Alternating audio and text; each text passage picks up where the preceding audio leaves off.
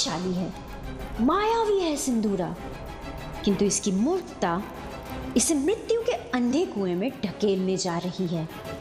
ब्रह्मदेव के वचन नहीं झुठलाए जा सकते। उनके शाप के अनुसार वो बालक अवश्य इसका अंत करेगा। अच्छा ही है, वहां ये अपने प्राणों से मुक्त होगा और यहाँ मुक्ति मुझे मिलेगी इसके आतंक से।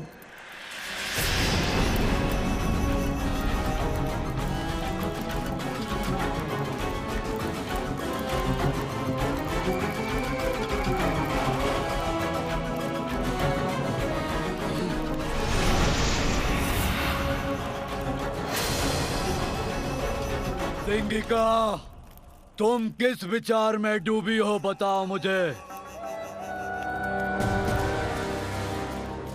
कभी कभी किसी का अनुचित विचार ही उसके संहार का कारण बनता है।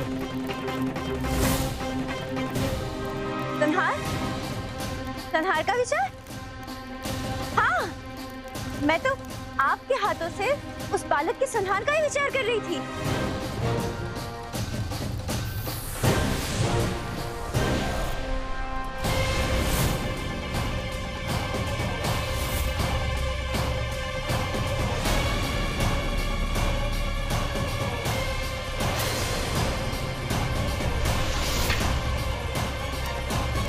कहीं इसका क्रोध अब मेरे ऊपर तो नहीं फूटने वाला?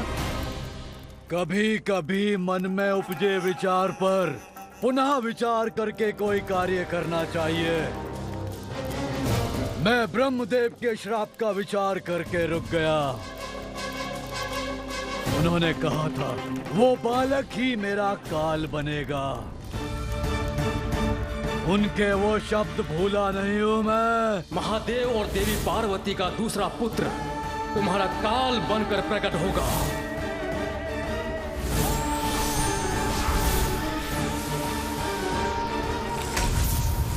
संकट के मुख में स्वयं को प्रवेश करना मूर्ख का स्वभाव होता है और सिंदूरा मूर्ख नहीं है। इसीलिए उचित तो यही होगा कि मैं कैलाश और उस बालक से उचित दूरी पर रहूं।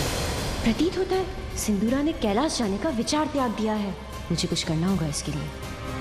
समस्या है तो समाधान अवश्य होगा।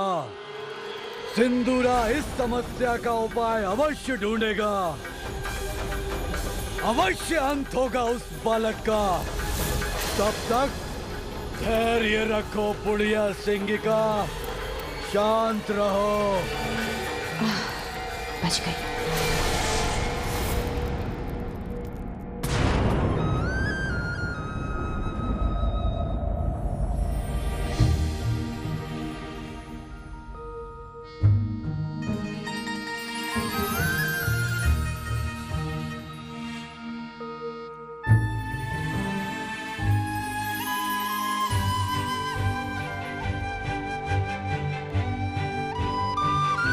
सूर्यदेव को मेरा नमन।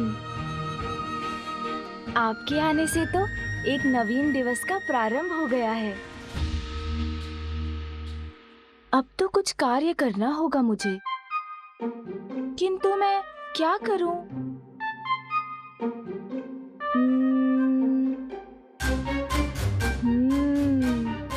अरे हाँ, मेरे खिलौने।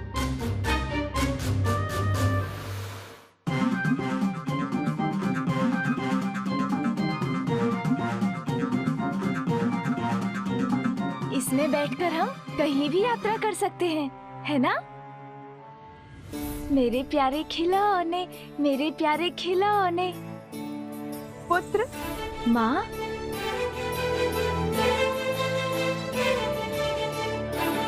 प्रातः काल में माँ के शुभ दर्शन तो अत्यंत मनभावन है। अरे ये क्या पुत्र, निद्रा से जागृत होते ही पुनः खिलौना से क्रीड़ा करने लगे। इनके साथ क्रीड़ा करने में तो मुझे बहुत आनंद आता है माँ। आइए ना। तुम्हारे साथ क्रीड़ा करूं, इसका समय ही कहाँ है पुत्र। मैंने तुम्हें बताया था ना, आज का दिवस अत्यंत महत्वपूर्ण है। चलो अभी अपने खिलौने छोड़ो, बहुत कार्य है आज। और सर्वप्रथम तुम्हें दातून करना है और फिर स्नान। दातून? ये क्या होता है माँ? तुम आओ तो सही, फिर तुम्हें बताती हूँ दातून क्या होता है। उचित है माँ, चलिए।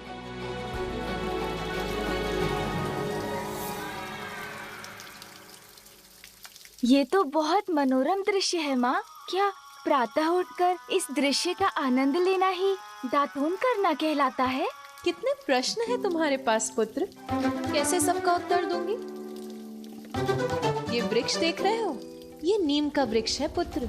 इसकी छाल, पत्तों और फल में अनेकों औषधियां निहित हैं, जो हमारे शरीर को निरोग रखती हैं। और इसी की टहनी को दातून कहते हैं पुत्र।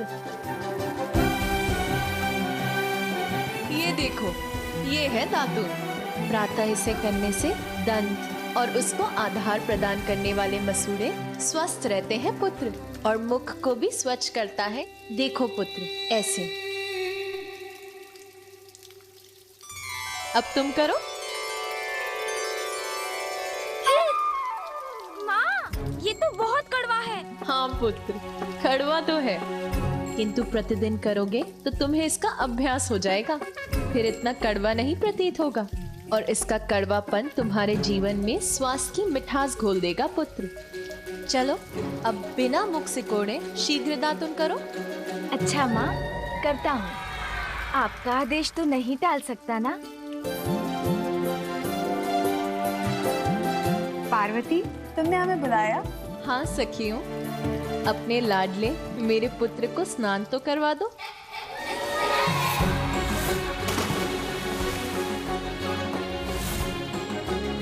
मौसी जी, आप मेरे पिछले स्नान को लेकर अभी भी कुपित हैं क्या? किंतु उसमें मेरा क्या दोष? मैं जल में कूदा तो पानी आप पर छिटक कर आ गया। अच्छा, आज सावधानी से कूदूंगा कुंड में।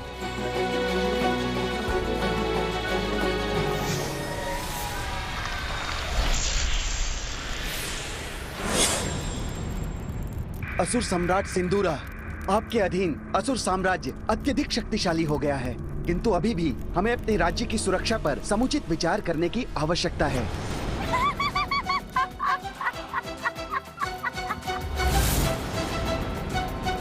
ऐसी कौन सी बात है जिस पर तुम्हारी हंसी फूट रही है बुढ़िया सिंगिका? मंत्री जी, आप यहाँ से जाइए।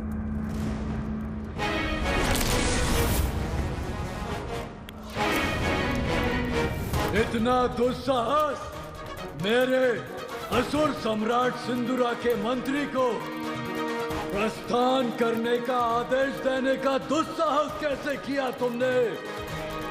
जानती हो इसका परिणाम? क्या तुम्हें अपने प्राण प्रिय नहीं है? प्राणों का संकट मुझ पर नहीं मंडरा रहा है। असुर सम्राट सिंदूरा, अत्यंत ही हास्यास्पद थी आपके मंत्री की चिंता। एक भयभीत और बलहीन असुर के साथ असुर साम्राज्य की सुरक्षा की चर्चा। सिंगिका!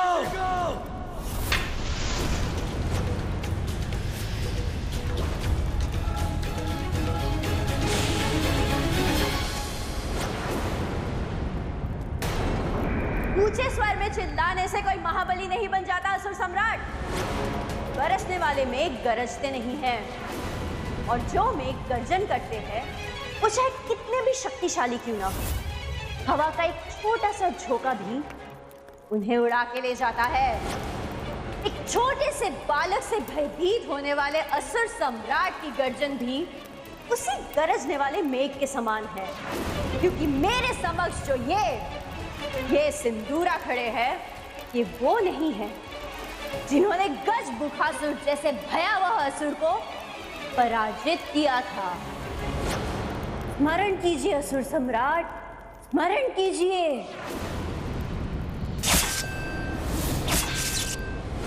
वो आप ही थे जिन्होंने केवल अपनी एक दृष्टि से भयावह गजमुखासुर को पराजित किया था।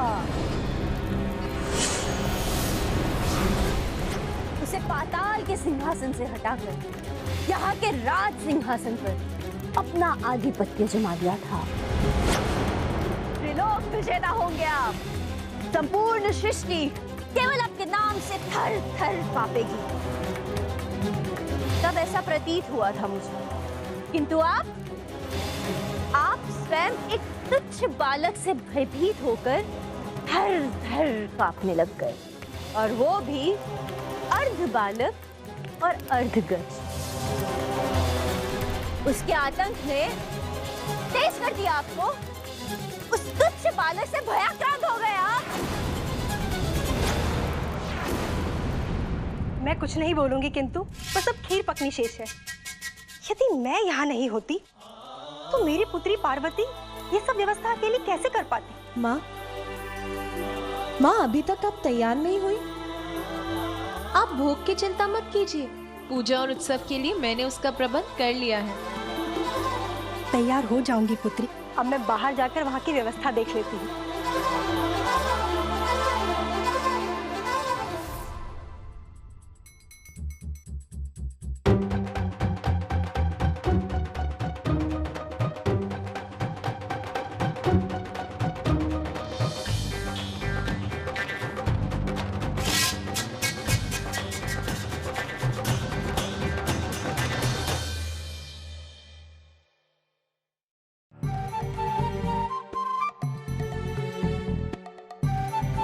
यहाँ तो कोई सजावट नहीं, न कोई पुष्प, न कोई रंगोली। और ये गण तो ऐसे बुहार रहा है जैसे इसको किसी ने भारी दंड दे दिया हो।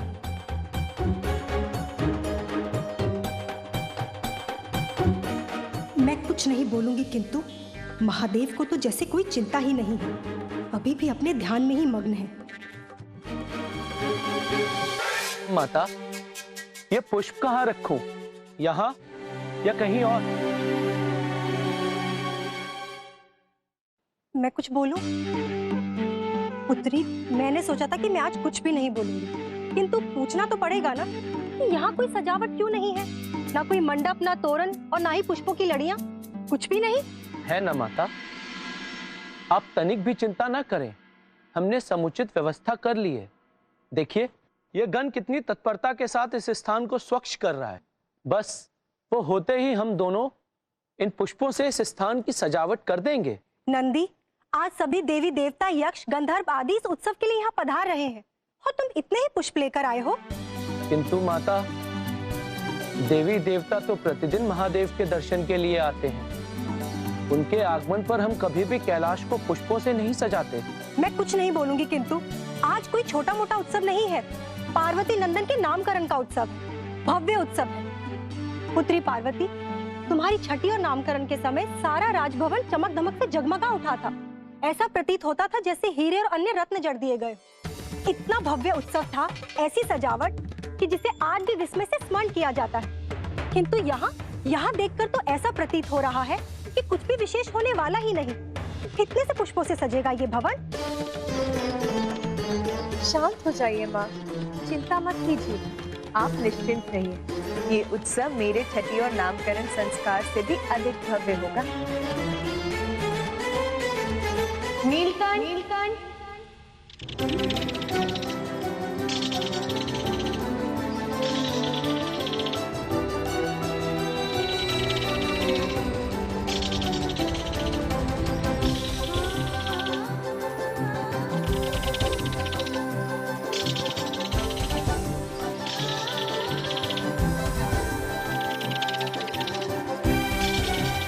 ये नन्हा पक्षी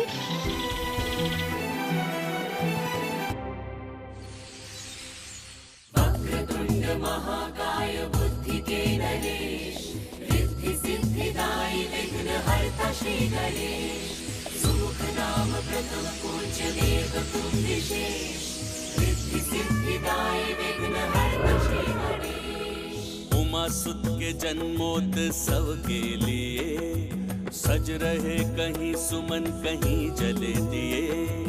नीलकंठ पंछी सिंहराज की लहरी सज्जित कैलाश कर रहे हैं सभी। रंगोली तोरण और पुष्प लड़ी गण प्रसन्न मैना अचंभित खड़ी। सारे जीव देव पूर्ण सामर्थ्य से व्यस्त, शुभ कार्य में सृष्टि जुट गई समस्त।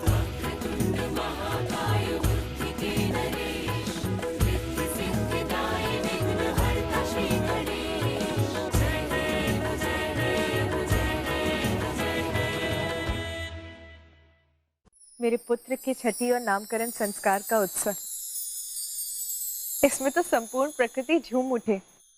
वो ही उत्सव की संपूर्ण व्यवस्था करे, ये तो मेरी प्रबल इच्छा थी।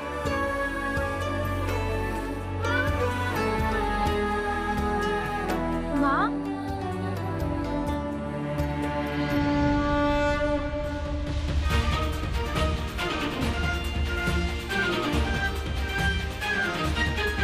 मेरे पुत्र, मेरे मंगल मूर्ति,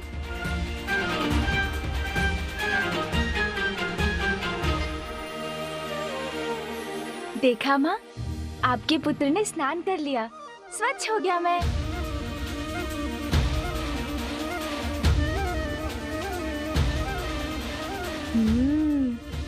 इतनी सजावट, वाह माँ, हमारा भवन तो बहुत ही सुंदर लग रहा है। और ये फल तो बहुत ही सुंदर है माँ, स्वादिष्ट भी होंगे। अब तो इन्हें खाना ही होगा। रुको पुत्र। क्या हुआ नानी जी, आपने मुझे रोक क्यों दिया? इतना उतावलापन उचित नहीं, पूजा के भी कुछ विधि विधान होते हैं। आज तो तुम पूजा संपन्न होने के बाद ही भोजन प्राप्त कर सकोगे। हाँ पुत्र, नानी माँ उचित कह रही है। आज तुम मेरी अनुमति मिलने तक कुछ भी नहीं खाओगे, समझ गए ना? हाँ माँ, समझ गया मैं। माता, अतिथियों का आगमन प्रारंभ हो गया है।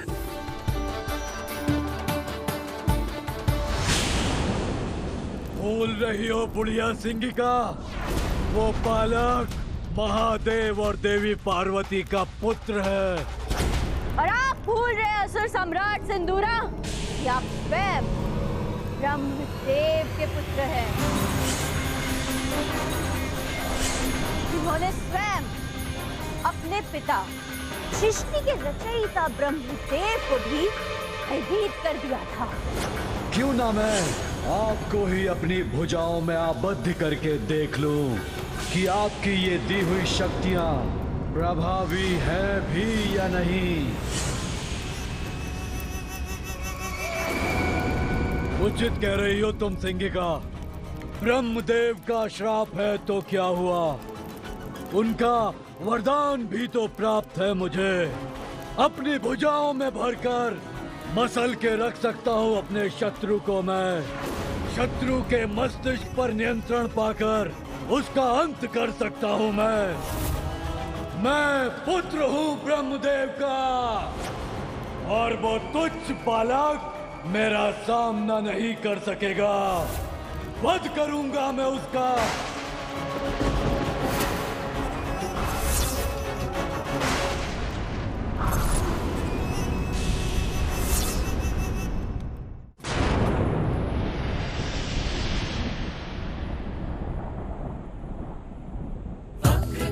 महाकाय बुद्धि के नरेश, रिद्धि सिद्धिदायी विघ्न हरता श्री गणेश। सुमुख नाम प्रथम पूज्य देव तुम विशेष, रिद्धि सिद्धिदायी विघ्न हरता श्री गणेश। पार्वती नंदन का जन्म महोत्सव, साक्षी होने को आए देव व गंधर्व। बाल मुनि सप्त ऋषि गण भी सारे, सपत्नीक ब्रह्मा विष्णु भी पधारे। नभ से उतरते वाहन सुसज्जित, कैलाश सज्जित व पूर्ण व्यवस्थित।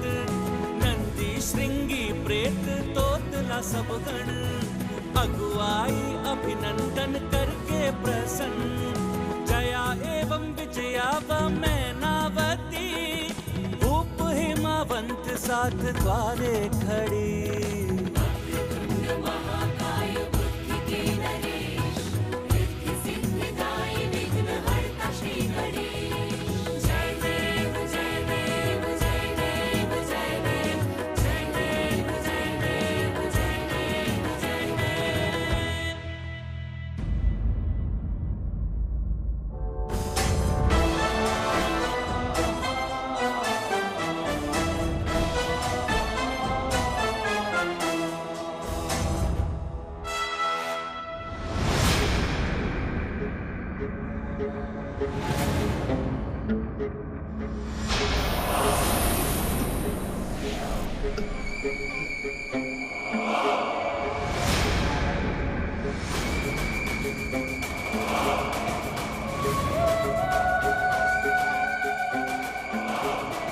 कहाँ है वो दुष्ट बालक?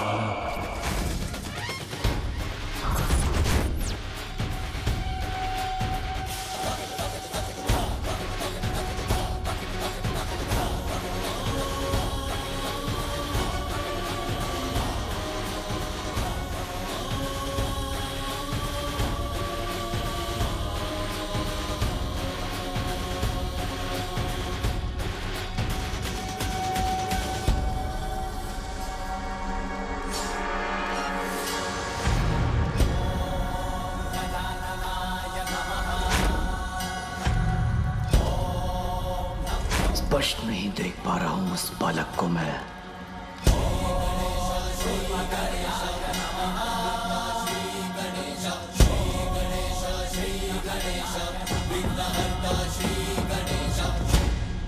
एक बार मेरी दृष्टि तो पड़े इस बालक पर, ये दिखाई तो दे मुझे।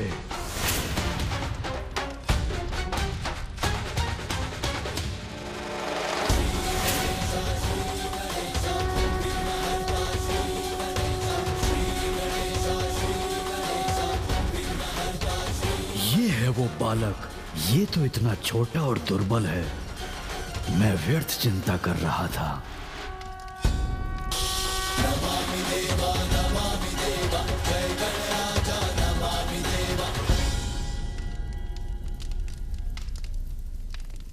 सभी देवता है यहाँ। आप सभी को मेरा प्रणाम। कल्याण हो। प्रणाम मामा जी विष्णुदेव, मामी जी देवी लक्ष्मी, कल्याण हो पुत्र। फूफा जी ब्रह्मदेव, बुआ जी देवी सरस्वती, आपको भी प्रणाम। आप सभी अतिथिगण यहाँ मुझे आशीर्वाद देने आए, ये मेरा परम सौभाग्य है। देवराज इंद्र भी है, आपको भी मेरा प्रणाम। जैसे पुष्प की सुंदरता कोई हर नहीं सकता, वैसे ही कांटों को कोई सुंदरता कैसे दे सकता है। व्यर्थ ही हो रहा है ये आयोजन। बालक और उनके माता पिता अपना स्थान ग्रहण करेंगे। सर्वप्रथम छठी का संस्कार होगा। बालक की बुआ उसे काजल लगाएगी।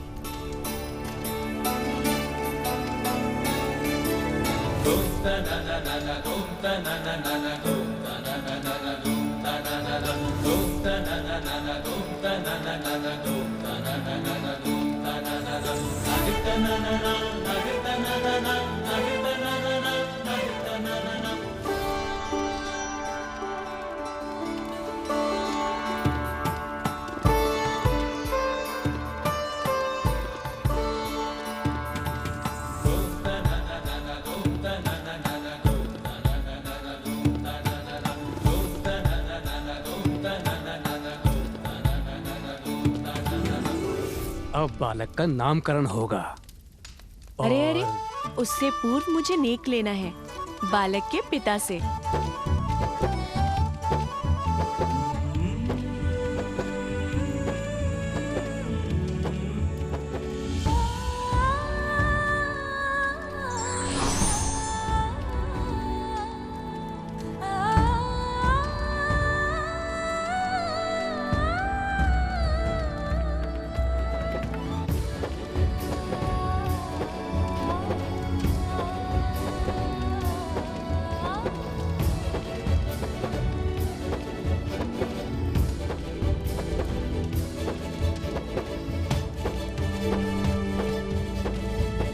देवी, क्या अब हम नामकरण की विधि प्रारंभ कर सकते हैं?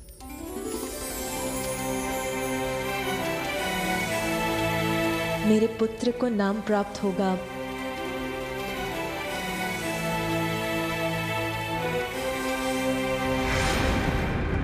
ओम अग्नये स्वाहा, ओम अग्नये स्वाहा, ओम अग्नये स्वाहा, ओम प्रजापतये स्वाहा, ओम प्रजापतये स्वाहा। ओम प्रजापतये स्वाहा। ओम भूरग्नये स्वाहा। ओम भूरग्नये स्वाहा। ओम भूरग्नये स्वाहा। बालक की कुंडली प्रस्तुत की जाए। कुंडली? एक बार किसी प्रकार ये बालक मेरे हाथ लग जाए, फिर मैं अपने प्राणों के संकट से मुक्त हो जाऊंगा।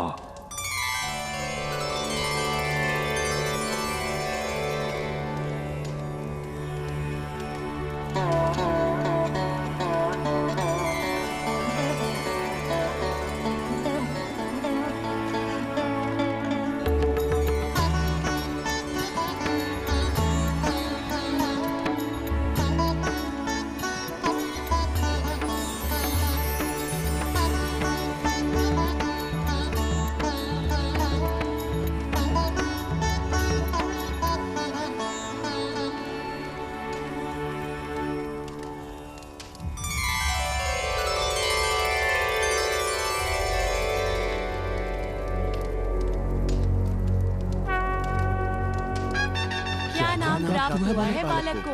क्या नाम दिया गया उसे? अभी पता चल जाएगा पार्वती नंदन का क्या नाम है। हमें बालक के नाम का प्रथम अक्षर प्राप्त हुआ है। अब ब्रह्मदेव वो अक्षर देवी सरस्वती को बताएंगे।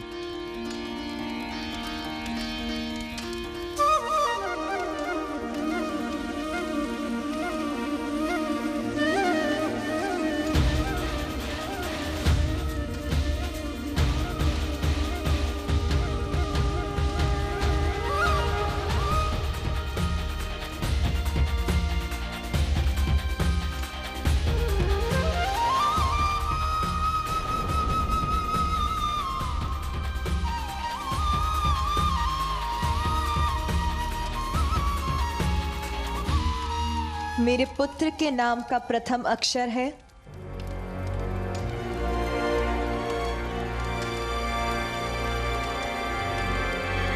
ग।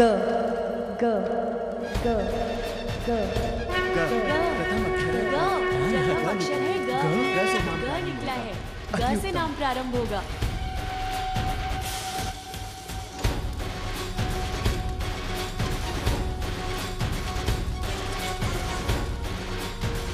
और अब महादेव हमारे पुत्र को इस अक्षर से प्रारंभ होने वाला नाम देंगे।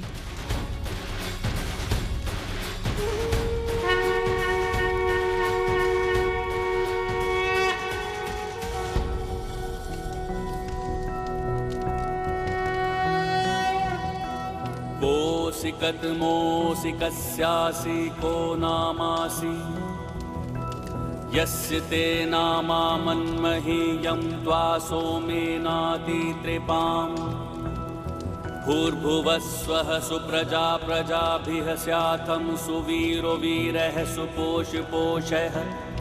ॐ कोसिकद्मोऽस्येषोऽस्यमृतोऽसि आहस्पत्यं मासं प्रविश गजानन।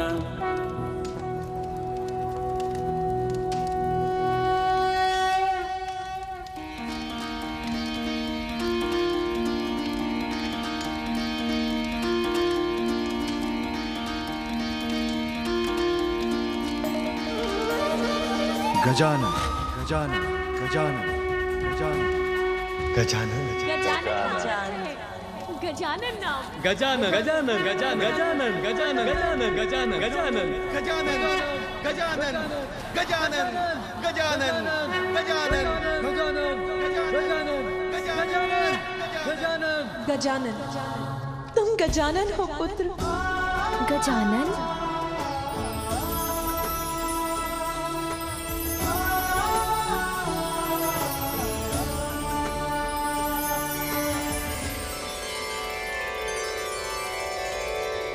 हे बालक, त्वमायुष्मान वर्चस्वी तेजस्वी श्रीमान भूया। भिन्न भिन्न स्थानों पर जाकर बालक के नाम की घोषणा कर दो, जिससे सभी को महादेव और देवी पार्वती के पुत्र का नाम ज्ञात हो जाए। देवगण, अब विधियां संपन्न हो चुकी हैं। हम देवताओं को यहाँ से प्रस्थान करना चाहिए। अब यहाँ रहकर कोई लाभ नहीं है।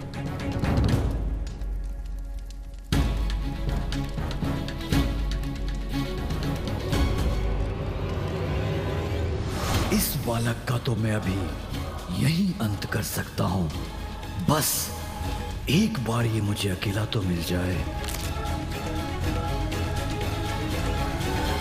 इस प्रसन्नता की घड़ी में आप सभी हमारे साथ यहाँ उपस्थित हुए, धन्यवाद स्वरूप। मैं स्वयं आप सभी का मुख लड्डू से मीठा करवाऊंगी। अर्थात और विलंब होगा हमारे प्रस्थान में।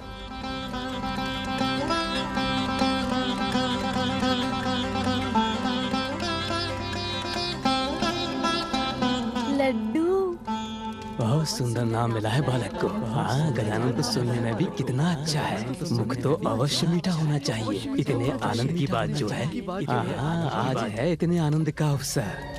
भूख के कारण मेरा उदर अब ऐसी ध्वनि उत्पन्न कर रहा है। मुझे भोजन चाहिए माँ। माँ किधर गई?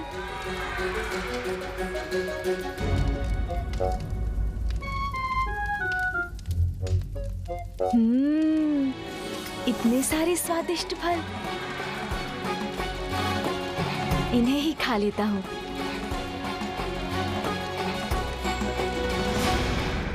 अब ये बालक एकाकी कहाँ जा रहा है?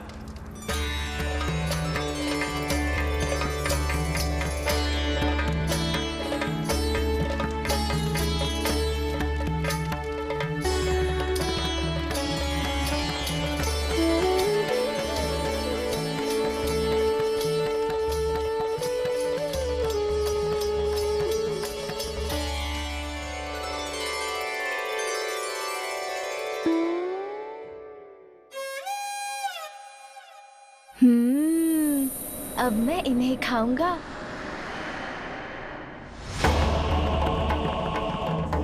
अरे, ये किसकी परछाई है?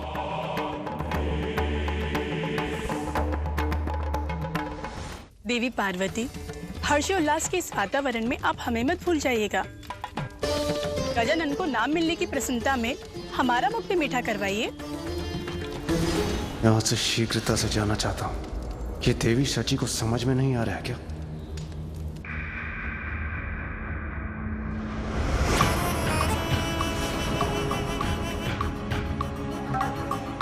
ये कौन है? मुखमंडल सौम्य है, किंतु नेत्र ऐसे है जैसे ज्वाला धधक रही हो उनमें। जो भी हैं, विचित्र हैं। विचित्र गजमुख बालक है ये, इसीलिए दुर्बल ही होगा।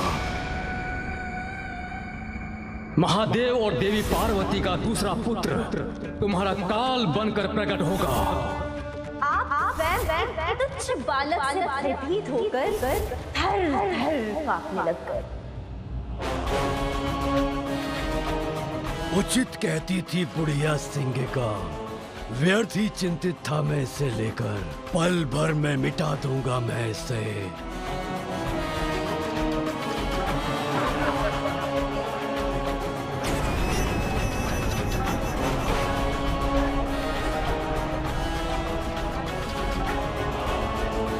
एक बार किसी प्रकार ये बालक मेरे हाथ लग जाए, फिर मैं अपने प्राणों के संकट से मुक्त हो जाऊंगा।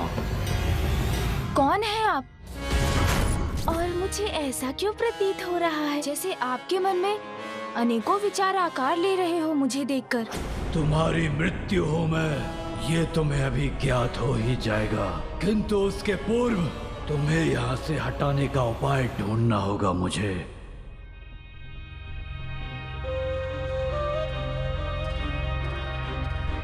कौन हो सकते हैं ये?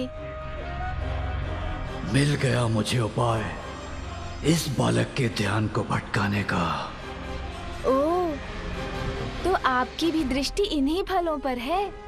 देखिए ना, कितने फल हैं यहाँ, किंतु चुनाव करना कितना कठिन हो रहा है।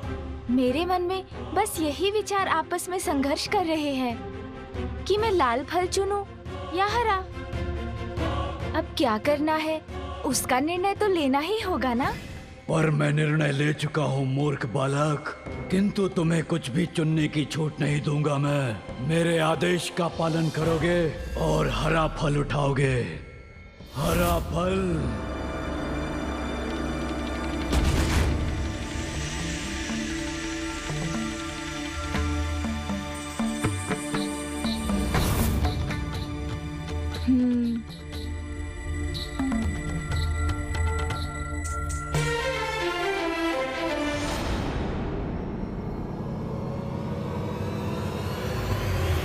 विघ्न बनोगे तुम मेरे जीवन में। नहीं बालक, इसका तो एक ही परिणाम है, मेरे हाथों तुम्हारी मृत्यु। चलो उठाओ हरा फल और चलो मेरे साथ। उठाओ शीघ्र।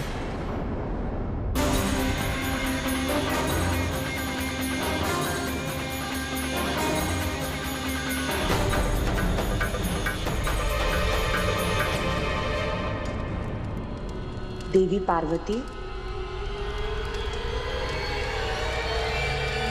किसका स्वर था ये? किसने पुकारा मुझे? देवी वजनी, शनिदेव?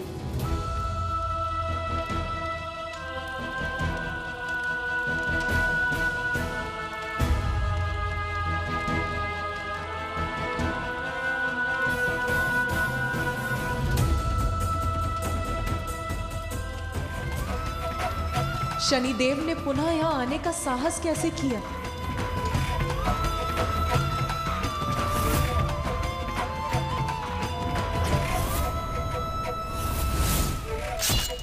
ठहर जाइए, किसी को भी भीतर जाने की अनुमति नहीं है। मुझे मेरा पुत्र पुनः चाहिए। ये शीश मेरे त्रिशूल के प्रहार से भस्म हुआ है और मेरे त्रिशूल से भस्म होकर कोई पुनः जीवित नहीं हो सकता।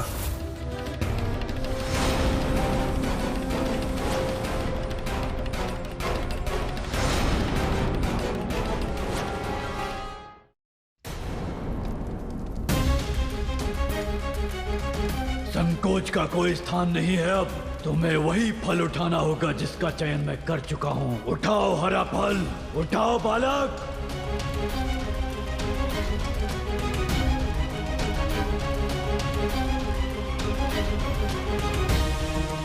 प्रतीत होता है अब ये बालक पूर्णतया मेरे वश में है। अब इसे मैं मृत्यु के मुख तक ले जा सकता हूँ।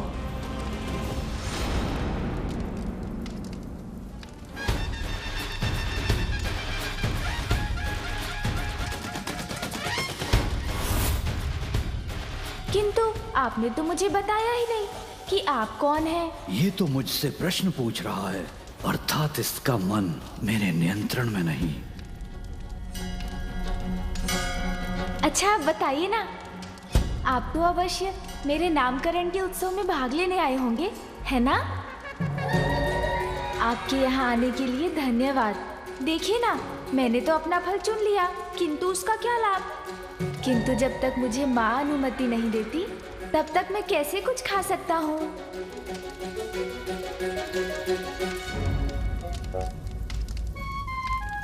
इसे दुर्बल मानकर इसकी शक्ति को कम आंकने की भूल तो नहीं कर बैठा मैं।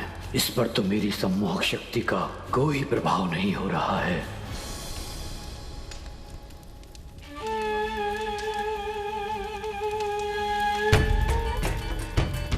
माता मुझसे बहुत बड़ी भूल हुई थी, मुझे क्षमा कर दीजिए।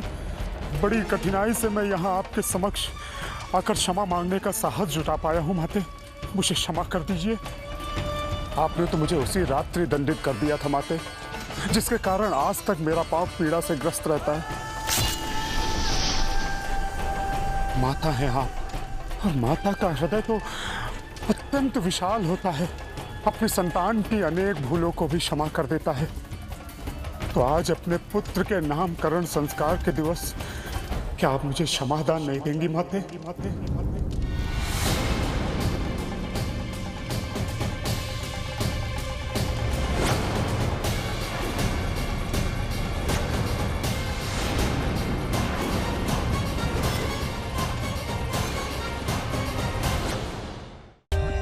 For more updates, subscribe to our channel, click the show links and enjoy watching the videos.